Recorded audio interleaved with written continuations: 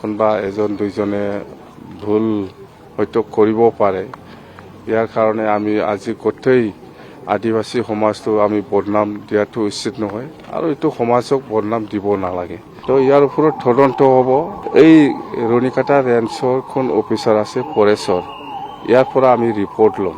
Details ৰিপৰ্টটো সি ৰিটেনলি আমাক BTCত দিব লাগিব। এই ৰিপৰ্টটো বেছ কৰিয়ে আমি জাষ্ট ষ্টেট গভৰ্ণমেণ্টলৈকে আমি পঠিয়াই দিম।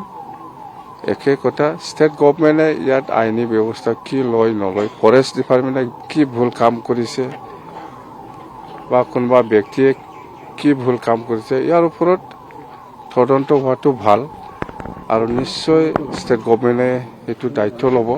এইটো আমাৰ হাতত নাই, এই আইনটো আমাৰ হাতত নাই। মই চিম্পল কথা এইটোৱে, যিহেতু ফৰেষ্টৰ ঘটনা, ফৰেষ্ট ডিপাৰ্টমেণ্টে ইয়াত ইনভলভ আছে, ফৰেষ্ট ডিপাৰ্টমেণ্টে কি লিখি দিয়ে আৰু পুলিচটো পুলিচ নিজাববীয়া তদন্ত থাকিবই।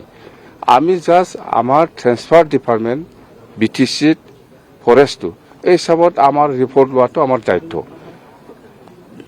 কিমানজন গ্ৰেপ্তাৰ হৈছে, কাক কি কৰিছে, এইটো আইনৰ কথা, পুলিচৰ কথা। পুলিচৰ ৰিপৰ্টটো দিব, যি ৰিপৰ্ট দিব সেইটো চাব ষ্টেট গভৰ্ণমেণ্টে, আইনগতভাৱে চাব।